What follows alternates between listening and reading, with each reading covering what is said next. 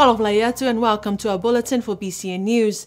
Leading our news tonight, a soft opening ceremony for the new Whalefono building at Halamahanga was held last week Friday.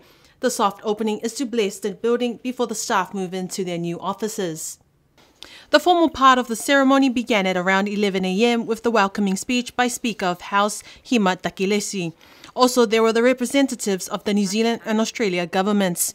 In her speech, the New Zealand High Commissioner Helen Tana says that she is pleased to see the completion of this project, which the New Zealand government funded with $5 million. She said that the Whalefono may be a building, but it is defined by and for the people of Niue. And in that tone, I'm mindful always that while it is a Whalefono, it is for the people of Niue. Her Excellency Louise Ellerton of Australia High Commission spoke of the building's significance and symbolic partnership between Niue and New Zealand. The completion of this beautiful building is the embodiment of the strong partnership between the governments of Niue and New Zealand. This project is another demonstration of your enduring relationship and shared history. I want to recognise the leadership and funding of the New Zealand government. New Zealand generously provided $5 million and with the government of Niue has delivered a fit-for-purpose, climate-resilient parliamentary building. The final speech was delivered by Honourable Premier Dalton Tagilangi, who thanked the donors, especially the New Zealand government, for the funding of $5 million to build the Whalefono 2. Excellencies, I don't have anything to say, apart to say thank you very much. And I apologize if you hear some of different views about the building, the design of the building. But we should be thankful for what we got. And this is it. The honour of the day to open the doors to Whalefono 2 was given to former Minister and Member of Parliament from Avaseli, Pili Talangi. The few dignitaries and guests invited to the ceremony then proceeded to walk through the building before the general public walked through in the afternoon. The interior of the building is grand and with modern design. The new look Whanokepule chambers are located on the first floor. Unlike the original chambers where all members sit in a U shape, this new chambers will for the first time see a backbench where some members will be sitting in pairs, some in the back and some in the front. On the second floor are the offices of the Speaker and his officials and other government officials, and on the third floor, with the best views, are the cabinet chambers, the offices of ministers and their officials. There have been a few comments about the Whalefono 2 not having any cultural or traditional Niuean symbolism in its design, so BCN News asked the Speaker what his thoughts are on those comments. I can see that where the comments are coming from, that the decor doesn't resemble anything that's quite Niuean, but we could say the same thing about the old building as well. It's not so much the outside, I guess. It's up to us now to make the building feel like a Niuean building by the decor that we bring in. There's a few things that we can do to reflect our location as a small island in the South Pacific. Premier Dalton Tagilangi told BCN News that the official opening of Whalefono 2 will happen when dignitaries from New Zealand are able to visit in April. Part of the program at the soft opening was the presentation of the replacement Queen's Service Medals to veteran politician and assemblyman from Namakulu, Jack Willie Lipitoa. The medals were lost in a house fire several years ago. The government was able to get them replaced and were presented to Honourable Jack Willie Lipitoa by Speaker Honourable Hima Takilesi last Friday. Because of the travel restrictions imposed internationally as a result of COVID-19 pandemic, the Queen's Baton arrived in Niue via post Monday this week. The president of Niue's national sports governing body, Niska Marutalangi, received the baton at his home in Paliasi and will be in his care for 7 days until it departs next week, Monday, 7th of March. The Niue Post team delivered the Queen's baton to Mr. Talangi's home after 3 p.m. on Monday afternoon. The baton arrived in a padlocked box, which was not opened until Wednesday. Mr. Talangi told BCN News that Niue is very fortunate to have the Queen's baton. He says the main focus of the Queen's baton is the children. The focus of this baton this time round, is the children. and it ties in with what I got in the plan to track performance of our children in terms of sports. The Queen's Baton Relay is currently on its 294-day journey, travelling across the 72 nations of the Commonwealth until returning to Birmingham for the official opening of the Commonwealth Games. On day 2 of the Queen's Baton program on the island, the National Council of Women were the first group to welcome the Queen's Baton yesterday afternoon. Although it was previously reported that the Premier and the Cabinet Ministers would be the first to officially welcome the Queen's Baton, a slight change in the program has resulted in Niue's National Council of Women being the first group to welcome the Queen's Baton yesterday afternoon. The welcoming event was held at Makini Hall in Alofi at 1 p.m. and was escorted by NISCA President Maru Talangi and his wife. The baton was warmly welcomed by the National Council of Women and was received by Minister of Sports Sauni Tongatule and the Vice President of the National Council of Women Mokaline Makaya. The event proceeded with speeches given by some of the Council of Women, the committee and the Minister of Sports Sauni Tongatule. The woman also had a turn to hold the baton while singing joyfully in its embrace. It was a momentous occasion for Niue and the National Council of Women.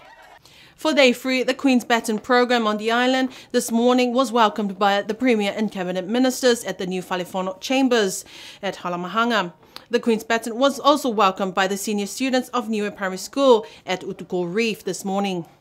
At 8:30 a.m. this morning, the Queen's Baton made a brief visit to Whalefono 2 for a welcome by the Premier and Cabinet Ministers. At 9 a.m., the baton was welcomed by the Year 5 and 6 students of Niue Primary School at Utuko Reef.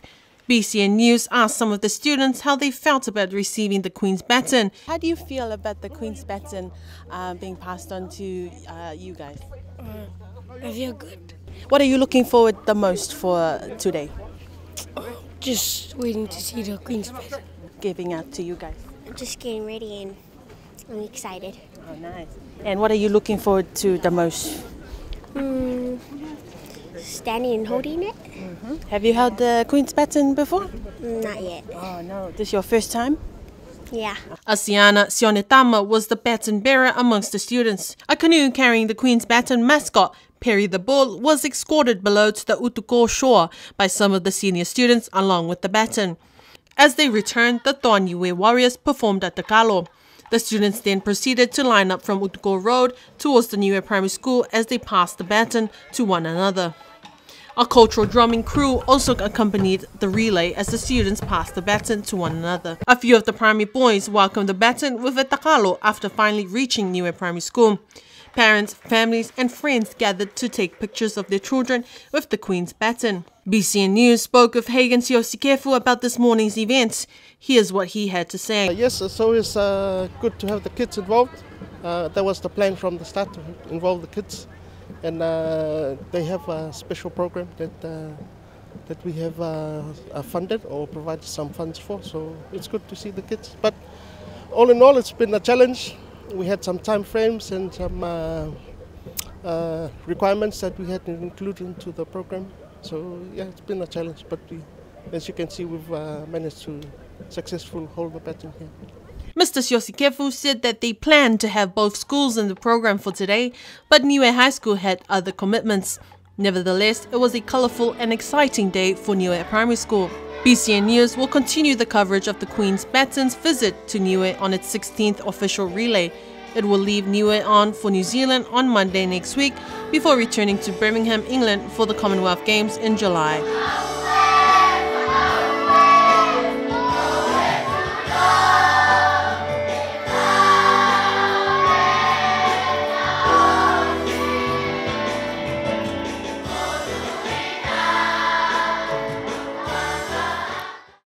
As the number of COVID-19 cases increase in New Zealand, passengers wanting to travel to Niue are facing delays to their PCR tests, which prompted the government to introduce rapid antigen testing at Auckland Airport.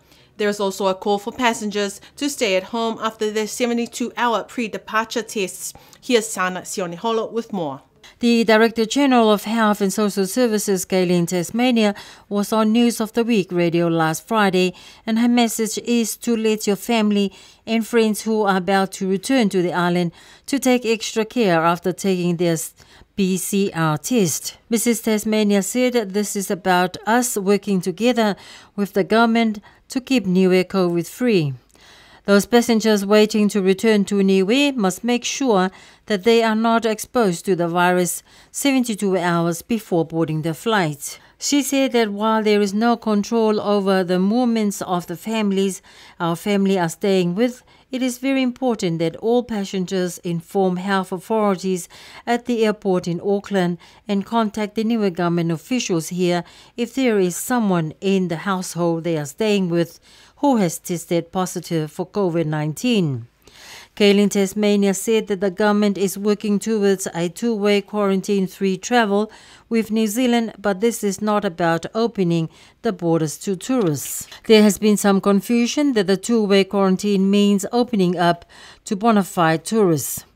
The Director General says that the travel restrictions through the advisories put in place since last year have not been lifted.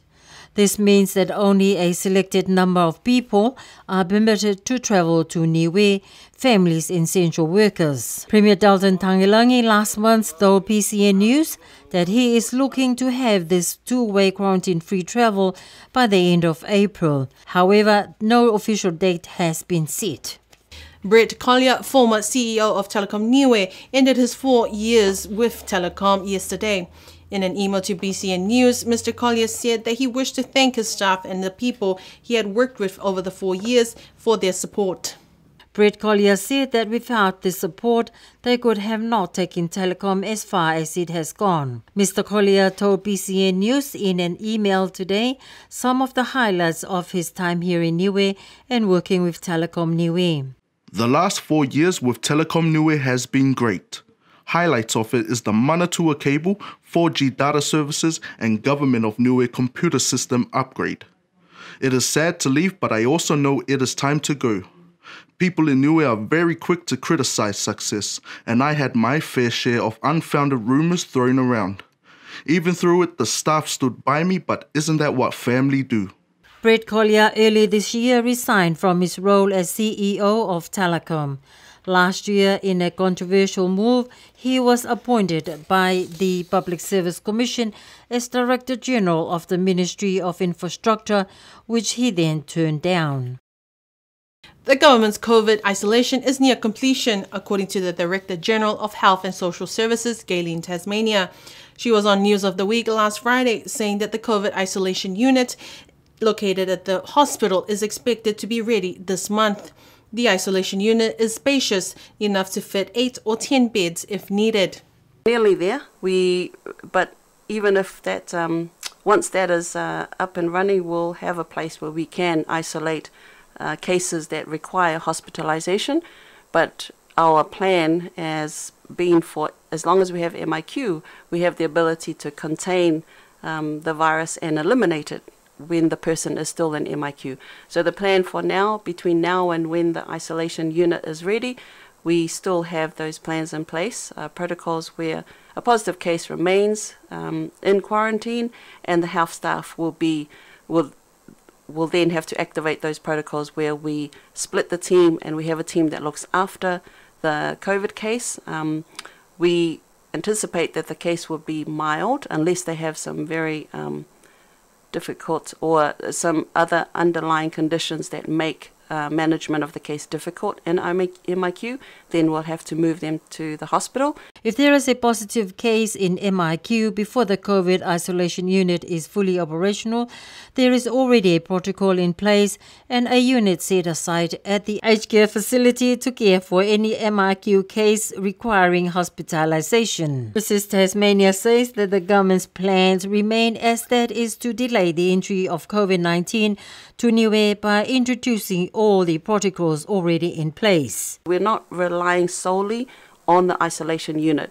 It would be good to have it ready so that we have a place that is designed to cater for more than 2 people, but the fact that we are highly vaccinated, everyone who comes from New Zealand is double vaccinated and they've had a PCR test. We're trying to keep as much as possible, like I said it before, we're delaying the entry of this virus into Niue, and those protocols we have in place to make sure we delay the entry are those pre-departure tests, rats at the airport, and then once they get here, we've also got an opportunity to test them on day 1, day 3, and day 9.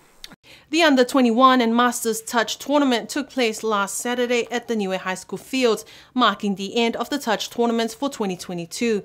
Here's Sana Sioneholo with more. Topping the Under-21 tournament was Tuapa, second place to Tama'awa, and third place went to Hakupu's Black Monarchy.